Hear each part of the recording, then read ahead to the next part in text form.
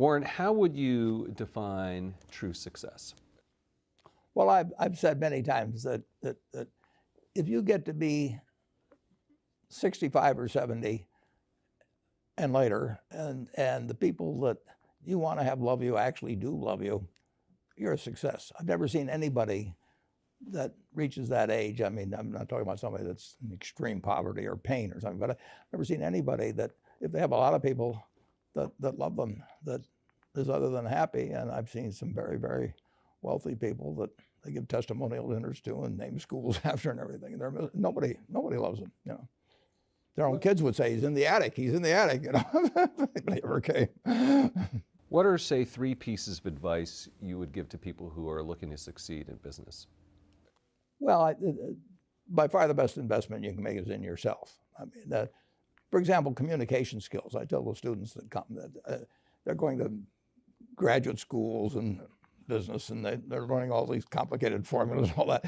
If they just learn to communicate better, and both in writing and in person, they increase their value at least 50%. And, I mean, if you can't communicate, somebody says, you know, it's like winking at a girl in the dark. Nothing happens, you know, basically. And you have to be able to get forth your ideas, and that's relatively easy. I did it myself with the Dale Carnegie course. Some people wish I'd taken a shorter course now in terms of my talking later on. But it's just hugely important. And if you invest in yourself, nobody can take it away from you. I mean, the second thing, which I'll get a certain criticism for not living it, but I do tell those students, you know, that if I gave you a car and it'd be the only car you get in the rest of your life, you take care of it like you can't believe. Any scratch, you'd fix that moment. You read the owner's manual. You keep a garage and do all these things, and you get exactly one mind and one body in this world. And you can't start taking care of it when you're 50. By that time, you'll have rusted out if you haven't done anything. So you should really make sure that you just remember that you just got one mind and body to get through life with and to do the most with it. What about life advice? Well, life advice is, you know, the most important thing, aside from the things I've talked about already, is really who you associate with. You want to associate with people that are better than you are. I mean, basically, you'll go in the direction of the people that you associate with, and you want to have the right heroes. You want people, if you want to emulate somebody, you better pick very carefully who you want to emulate. And when, obviously, you can't pick your parents. They're going to have an enormous influence on you, but you don't get a choice on that. But you get choices as you go down the line, and who you admire, who you want to copy, and the most important for most people in terms of that decision is their spouse. It's also important in terms of a partner in business, but the partner in life is the most important one. You want to pick a spouse that's better than you are, and then he or she, and you hope they don't figure it out too fast. Great. Biggest mistakes people make when investing? Well, they try to, they just don't realize that all you have to do is just buy a cross-section of America and then never listen to people like me or read the papers or do anything subsequently. They think that because you can trade, you should trade. You buy a farm, you buy an apartment house, you can't resell it tomorrow, and you know the cost of moving around. Now you get something handed to you, liquidity, you know, which is instant. You can sell, and the cost of doing it are pennies, you know, compared to other kinds of investment activity. So because they can so easily move around, they do move around, and moving around is not smarter than investing. You have a pretty cool morning routine regarding what you have for breakfast and how prosperous you feel. What is that? Well, I now actually send somebody over to McDonald's usually to get me something. Since the publicity I got from earlier describing my habits at McDonald's, I now have somebody go in the office, but that was more for entertainment value. I actually eat exactly what I like to eat.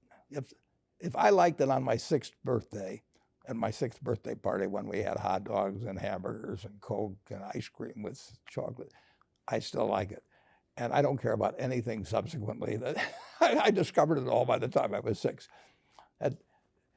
if somebody offered me a deal when I was 20 and said, you're going to live 1 year longer, instead of living to 88, you'll live to 89 or whatever it may be, if you eat nothing but broccoli and Brussels sprouts and onions and all these things, I just said, I'll take the last year off. It probably won't be that good anyway. I mean, so I eat what I like to eat. I'm not venturesome in that area. I like how you lumped in onions with broccoli and Brussels sprouts. Well, Never heard that. I just don't happen to like onions, but no, I don't put them in the same category. Okay. You and George H.W. Bush, I think. Is business school worth it? Depends on the person, much more than it depends on the school. I mean, I wouldn't worry. Some people are going to get a lot out of advanced education, and some people are going to get very little. And I don't even think it's important that every person go to college at all. I mean, we have all kinds of jobs at 70 or so thousand a year, or 80,000 a year, that college training is not of use. And I actually was not keen on going to college myself. Yeah, my dad kind of jollied me into it. He could get me to do anything. But if they'd had an SAT test in those days, he would have taken the test for me. but because I knew I could have a good time, and I liked investing, and I didn't really feel I could read the books. So I don't, it's a big commitment to take 4 years, and the cost involved, and maybe the loans involved, and everything. And I think, depending on what your interests are in life, I don't think it's for everybody. I think it's for a lot of people, but there ought to be a reason you're going, and I didn't really see much reason. All right, last question. So lightning round, so there's a few. Do you ever drink water? Only under duress. What is your favorite all-time song, Warren? It's undoubtedly, it's My Way. What about movie? Favorite movie? Well, I like The Bridge on the River Kwai because of there were a lot of lessons in that. Plus, it was enormously fascinating. Catchy tune also. Pardon me? Catchy tune also. Yeah, Right. Very. Right. But the ending of that was sort of the story of life. He created the railroad, and did he really want the enemy to come in across it? Got it. Favorite book? Well, the favorite book from an the book that had the most impact on my life was The Intelligent Investor by Ben Graham. I knew you were going to say that. Favorite TV show? It's probably going to be it would be Nebraska in some huge bowl game and winning. And finally, what do you carry in your wallet, and how much money do you tend to carry around? Well, I probably carry maybe $400. I actually my wife likes to use cash, so I just take home a chunk of cash every now and then she doles it out. She looks at my billfold and sees whether all the hundreds are gone. Sticks a few in there. But, it's pretty simple. And credit cards? I've got an American Express card, which I got in 1964, but I pay cash 98% of the time. If I'm in a restaurant, I always pay cash. It's just easier. Warren Buffett, thanks very much.